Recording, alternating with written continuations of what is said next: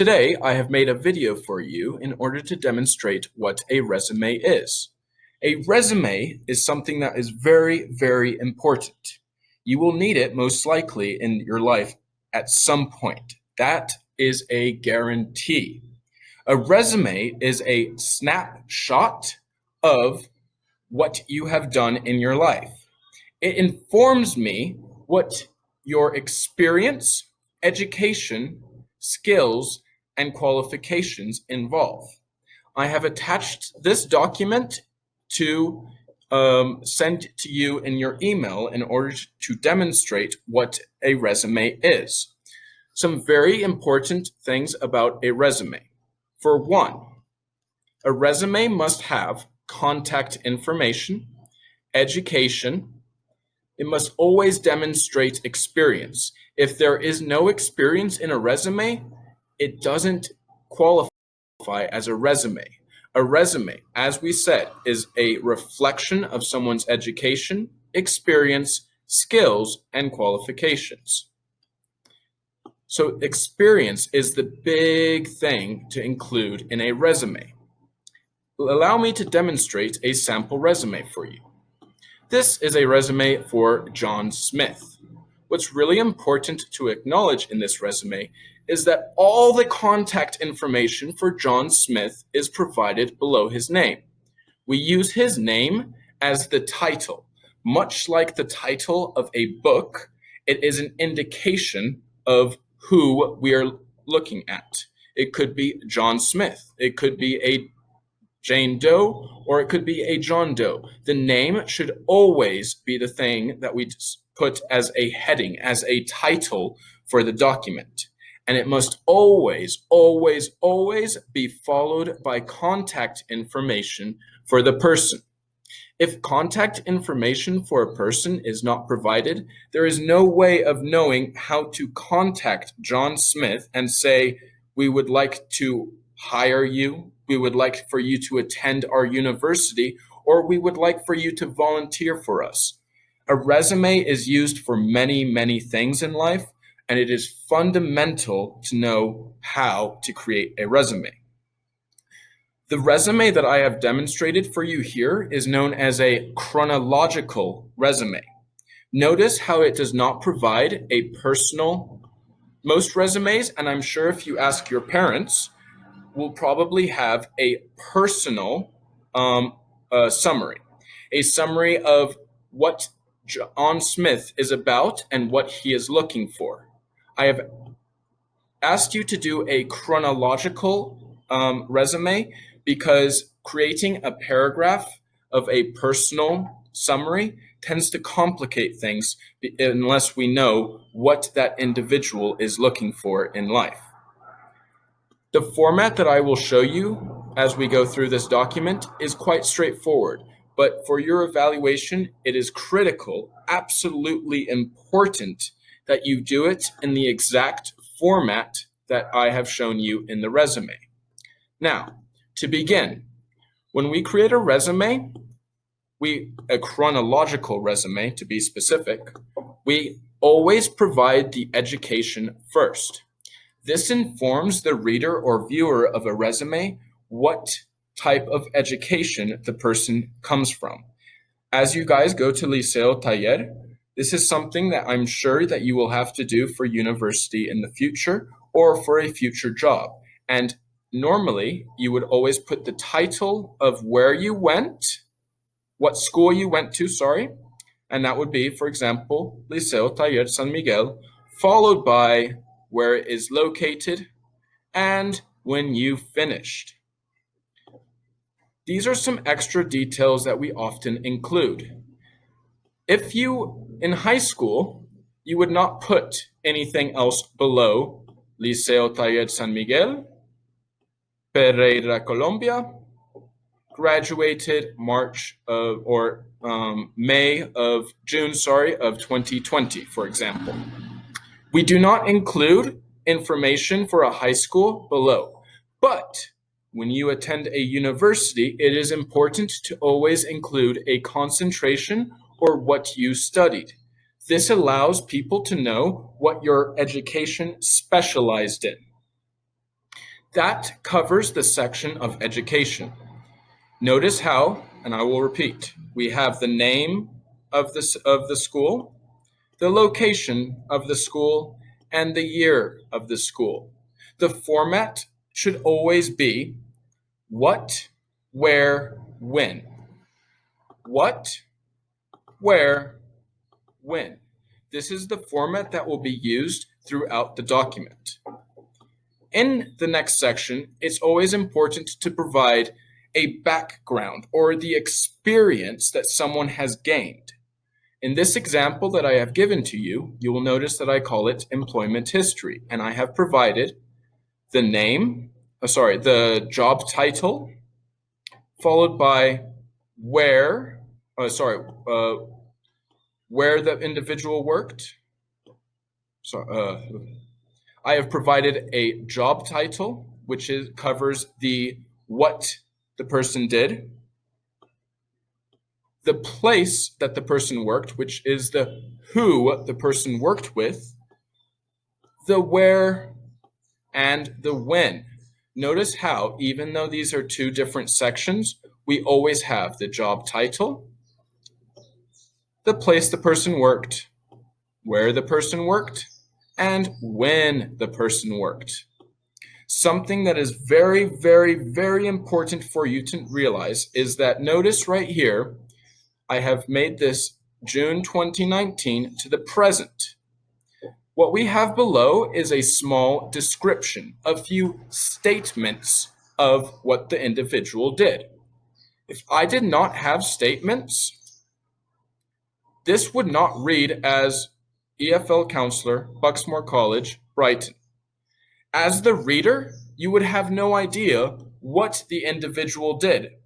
So having statements in the section of experience is critical and really important in order to understand what that individual did. That's incredibly important for universities or future jobs that you will have because it demonstrates an understanding of what it is that you are able to do. So, as you can see, we have June 2019 to the present. What's noticeable about this is that the verbs used here are all in the present tense. Why? Because when we notice that something is in the present, we must always use it in the present tense. That way, as the reader, I can understand. Okay, sorry, there's a mistake right there. I can understand that these actions are ongoing for the individual. Notice just below here how I have the same structure. The job, what the person did, with who the person did it with, where the person did it, and when the person did it.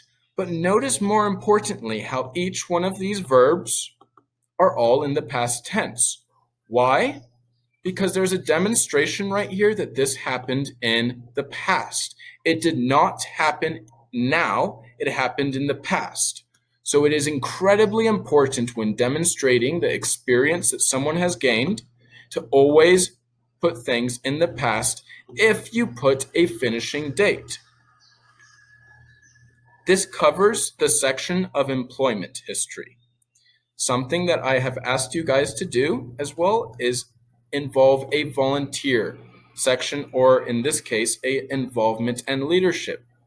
Notice right here, we have once again the same structure as we had in employment history. We have what the person did, with whom the person did, where the person did it, and when the person did it. And once again, notice how the finishing dates lead us to make statements in the past tense. What's very important between these two sections is that each document begins with a verb. We never begin with I am. We never begin with pronouns. We always begin with the verb. Why? Because we already know the person. There is no need to say I. We just put the verb first. Notice right here, I have attached as well a list of action verbs for you to choose from. But, as I said already, use present tense verbs for positions that are current and ongoing. When describing previous experiences, you use past tense verbs. Do not use verbs in the ing or S form. The S form is the he, she, it form. We always will use verbs that are in I forms. I responsible, I focus, I assist. The list of verbs that have been provided are all in the past tense, which should help you in your evaluation.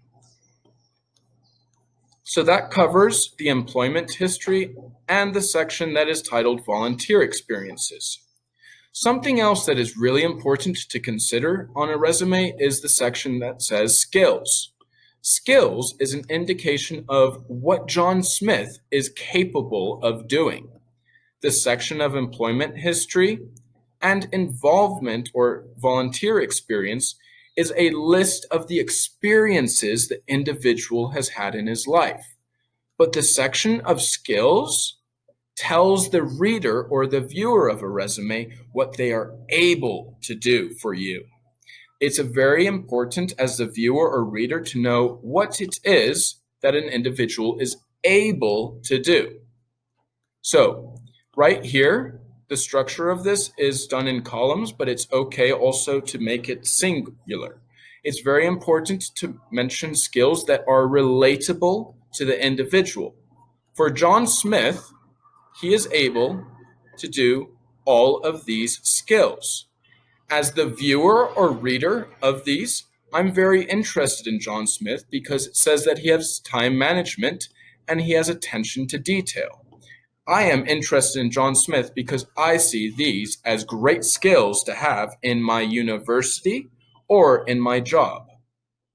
The last section is really important because it gives credibility to the individual. I have attached a section that says references. References allow the individual who's the viewer or reader of the resume to verify if the document is accurate. These normally you would only need to have one for your evaluation, but in this circumstance there are three, providing credibility to who John Smith is. So, now I will discuss to you what it is that I'm asking you to do for your evaluation.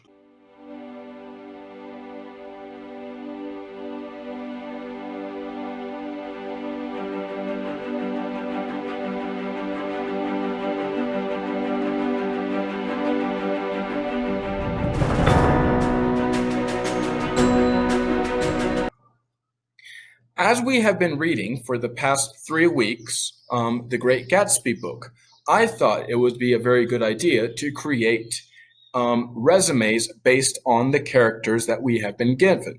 So if I share this and I share this, you will notice, and I will tell you how the structure of this goes. I will ask you to choose one of these 3 characters that we have seen in the book. This section, personal information, relays the information that we have right here. Now, all this information is required to go in the permanent address and information on the right-hand side. We should always separate permanent address from the information of the individual, like we have right here. Telephone, date of birth, and email. I recommend for your resume that you guys are supposed to make for your evaluation to make up a telephone number or email to add some credibility to your resume. Another really important factor is right here where we have education. Much like the resume here, we read about our characters. Notice, I have only given you one piece of education. We have right here the facts that Tom Buchanan went to Yale, Nick Carraway went to Yale, and Jay Gatsby said that he went to Oxford University. So, let's take Jay Gatsby for an example. Oxford University would go right here in bold. The location would be Oxford, England. The year he graduated would be, as you can see, 1917. But what's really important is that we put just below that the major that he did. A Bachelor of Science in Sociology or a Bachelor of Arts in Sociology. And the GPA would be something you guys can make up. You can say a 100. That covers the section of education. Actually, sorry, the GPA is already provided to you. So you would add this information right here. Another really important factor is the employment history. Now, in the employment history, I've asked you guys to get creative and write what they do or did for their jobs. We have read this book now for 4 weeks. I suspect that you guys have the imagination and creativity to at least do some research into these jobs and mention what kind of activities or things they did for the job. For example, let's take Nick Carraway right here, his employment history. We have given 2 employment histories. What's very important to realize is the chronological order. Notice how we start with the most recent, and we have most recent right here, and we have the oldest right here. It's very important to do that because as the reader, I would like to know what you have done recently before I hear about your past. I've only asked you guys to write down 2 employment histories, but it's very important that you provide at least 3 bullet points on each job. So for example, Western Union internship. This happened before. So if this happened 1912 to 1914 and 1920 to present is here, 1912 to 1914 would go at the bottom. But we should include this, which happened 1920 to the present, at the top of the employment history. So, under the example of Western Union, we would include that right here as where or with whom he worked. Internship, we would put right here for the job title. And the location, we would put New York City. And right here, we would put the dates that he worked, 1912 to 1914. I won't require a month from you guys. So, if we know that this happened in the past, we know that this must go on the bottom. And right here, we have something that happened, and what's important, notice right here, the present. All the statements for Western Union internship should be, as I will say for the 3rd time, in the past tense. And you should only start your document with a verb. Right here, we have something that's going on in the present, which means we should use I left a long enough gap there, the present tense for telling us what he does now, not what he did in the past, what he does now as far as his job is concerned. So, taking this as an example, I would say financial assistant right here. I would then say Carnegie Financials right here, New York City right here, and 1920 to present right here. I've asked you guys, and I'll say this again, to give me at least 3 bullet points of what Nick Carraway did, or Jay Gatsby, or Tom Buchanan. But it is important when you look at your rubric to give me a minimum of 3 bullet points and follow the structure. Present tense verb, description. Okay, moving on. Right here, I have asked you guys to give me volunteering history. Now, we know as a fact that Tom Buchanan went to the Yale Polo Club. We can say that he is the founder, we can include that right here. So, for example, the founder of what? The Yale Polo Club. Where? Yale, USA. When? 1910 to present. I will be deducting points if you do not add the fact that the starting verb must be in the present tense. That is very, very important. the starting verb must be in the present tense. All of these things happened in the past.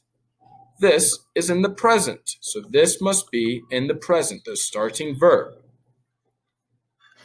Once again, get creative and write what they do or did. I say do because it could refer to the present, and I say did because it could refer to the past. Another really important thing is to write down the skills. Now, I will attach a document with a large list of skills to include. This could be anything, but they should be accurate. Having read the book and read the notes I've provided, you should know very well that Tom Buchanan, as a skill, might have the fact that he is a fluent polo player. He's very good at polo. Or the fact that Jay Gatsby is someone who is adaptable. I will provide a list of skills, and you should include some accurate skills for our characters. The last thing I have asked you to do is to practice writing essentially personal contact. I've given a list of references for each character. You only have to do one. The example that I have has 3, but I've only asked you to do 1. So, take for example Lawrence Buchanan, which we would say right here, and we would make up the details for what job Lawrence has, where he works, and just give a phone number and a made-up email. I'm okay with anything. Okay, so I hope that this has provided you guys with some insight into what it is I'm asking you to do for your evaluation of writing. It should be straightforward, and as this is a project that takes 2 weeks, I will be available for all of the classes for those 2 weeks to answer any uncertainties or doubts that you may have. But please watch the video and tell your friends to watch the video so that the indication of a resume is clear to you. I hope you guys have a wonderful day, and if you have any questions, please feel free to ask me. I'm more than available to help you out. All right, guys? All right, have a good day and take care. Bye-bye.